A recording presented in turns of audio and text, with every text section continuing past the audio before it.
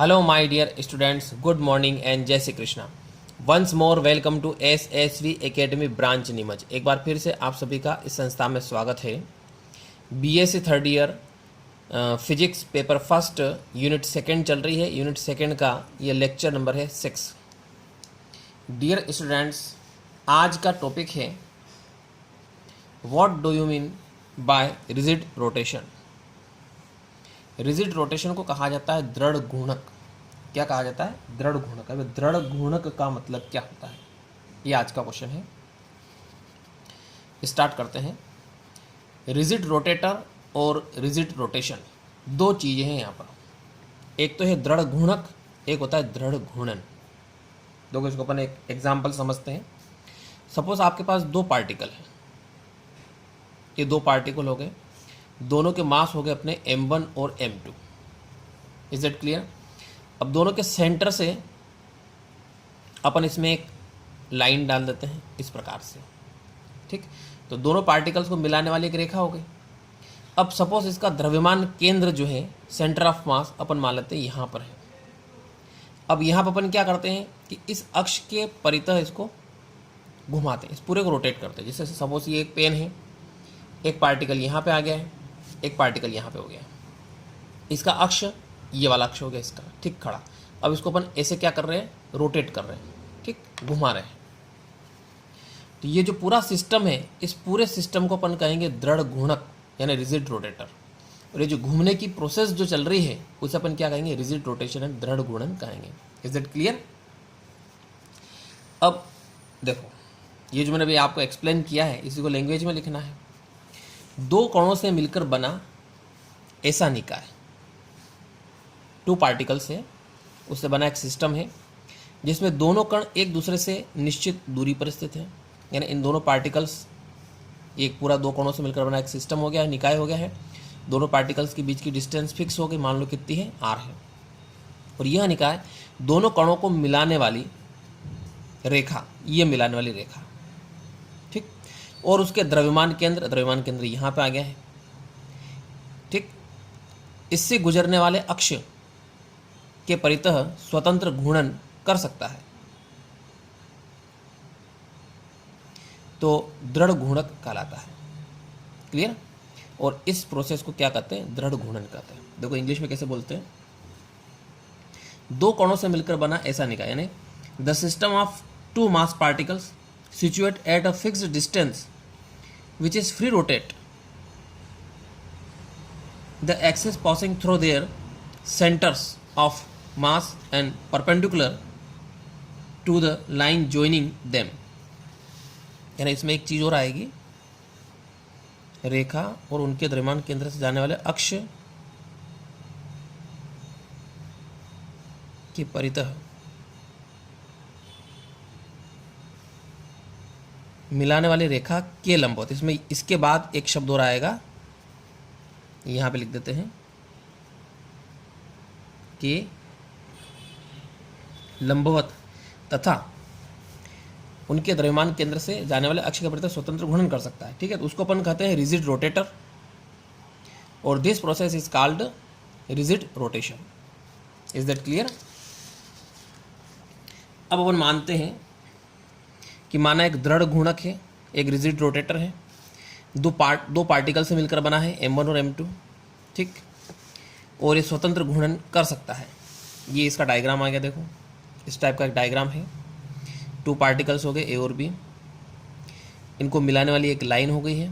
इसके ठीक परपेंडिकुलर लंबवत एक द्रव्यमान केंद्र से जाने वाला अक्ष हो गया है, एक्सिस हो गया है सी और डी. क्लियर? अब यहाँ से इस सेंट्रल ऑफ मास से पहले की दूरी डिस्टेंस मान लेते हैं अपन r1 है, दूसरे की डिस्टेंस कितनी मान लेते हैं r2 है, टोटल डिस्टेंस कितनी मान लेते हैं अपन r मान लेते हैं. ठीक.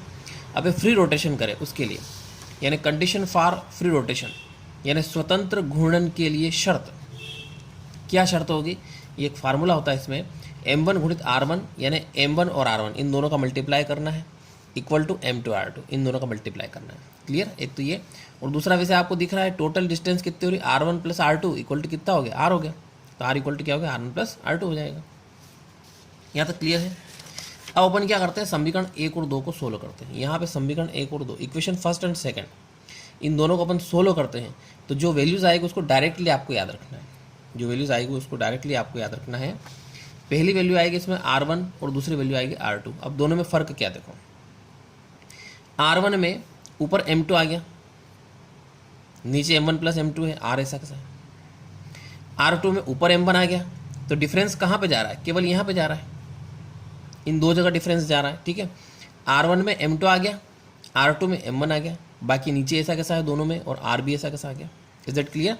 तो इन दोनों इक्वेशंस को फर्स्ट एंड सेकंड को जब आप सोल्व करते हो तो सोल्व करने पर आपको ये वैल्यूज़ फाइंड मिलेगी, ठीक है। ये वैल्यूज़ जो है फाइंड आउट हो जाएगी R1 और R2। अब इसके बाद अपन क्या करते हैं, टोटल यहाँ पे जड़त्व आघूर्ण निकालते हैं। देखो कैसे निकालते हैं, ये इस टाइप का आएगा। अतः दृढ़ घूर्णक का CD अक्ष के परितः जड़त्व आघूर्ण, जड़त्व आघूर्ण को बोलते हैं इंग्लिश में मोमेंटम ऑफ इनर्शिया, ठीक। और किसके चारों तरफ है ये, CD अक्ष के चारों तरफ। CD कौन सा है, ये वाला, ये जो अक्ष बना रहा है इसके चारों तरफ टोटल जड़त्व आघूर्ण निकालेंगे। तो टोटल जड़त्व आघूर्ण का फॉर्मूला आप जानते हो, I इक्वल टू क्या होता है, समीशन MR स्क्वायर होता है। Is it clear? फिर देखो इसको ऐसे अपन ऐसा लिखेंगे, पहले पार्टिकल के लिए क्या आ जाएगा, M1R1 स्क्वायर, दूसरे पार्टिकल के क्या आएगा, M2R2 स्क्वायर। क्लियर?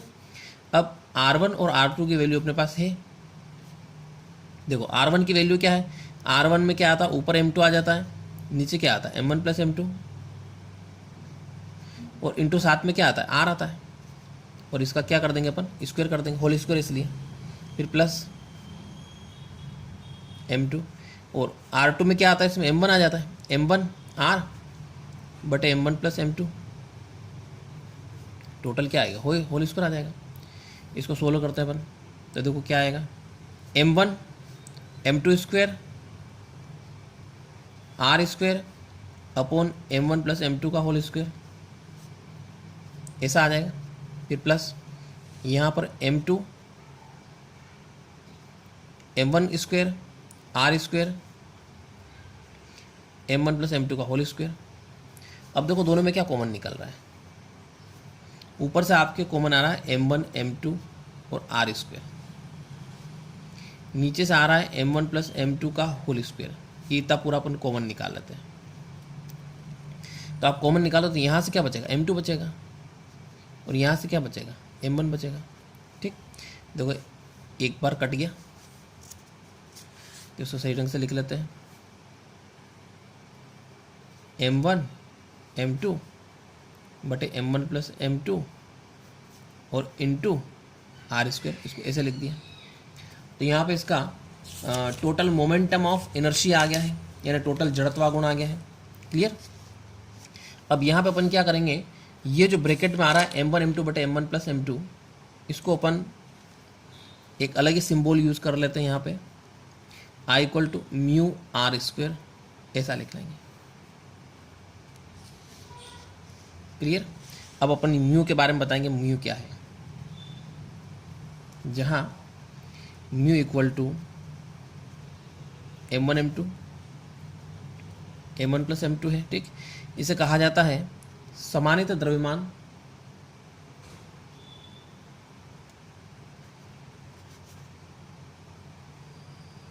समानित द्रव्यमान, ठीक। समानित द्रव्यमान को इंग्लिश में कहा जाता है रिड्यूस्ड मास, रिड्यूस्ड मास।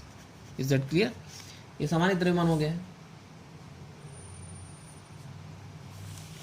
अब यहाँ पे जो ये इक्वेशन आ रही है, इसको इक्वेशन दे दो आप, इक्वेशन नंबर 5। अब जो एबो इक्वेशन 5 है, ये रिजिड रोटेटर के लिए जड़त्व आघूर्ण है, ठीक है। उपरोक्त समीकरण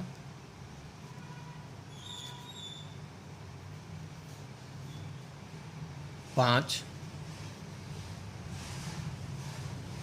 दृढ़ घूर्णक के जड़त्व आघूर्ण को दर्शाता है। यानी एवो equation 5 is called moment of inertia for the rigid rotator.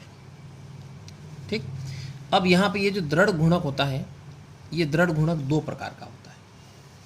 There are two types of दृढ़ घूर्णक या रिजिड रोटेटर। ठीक है, अब यहाँ पे अपन लिखेंगे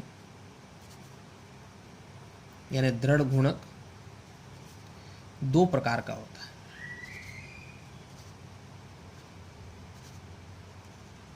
ठीक, अब ये दो प्रकार का कौन कौन सा होता है उसके बारे में अपन देखेंगे।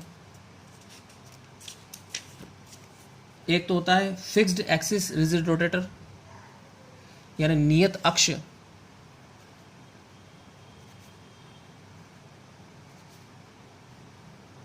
दृढ़ घूर्णक। ठीक, फिक्स्ड एक्सिस रिजिड रोटेटर, नियत अक्ष दृढ़ घूर्णक, यानी इसमें अक्ष नियत रहेगा, कभी भी चेंज नहीं होगा, फिक्स रहेगा। और दूसरा होता है इसमें फ्री एक्सिस रिजिड रोटेटर यानी स्वतंत्र अक्ष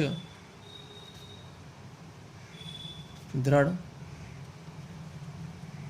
घूर्णक। Is it clear? तो आप लोगों ने बता दिया कि जो दृढ़ घूर्णक होता है, रिजिड रोटेटर होता है, दो प्रकार का होता है। एक नियत अक्ष दृढ़ घूर्णक जिसको बोलते हैं फिक्स्ड एक्सिस रिजिड रोटेटर, एक होता है स्वतंत्र अक्ष दृढ़ घूर्णक, इसको बोलते हैं फ्री एक्सिस रिजिड रोटेटर।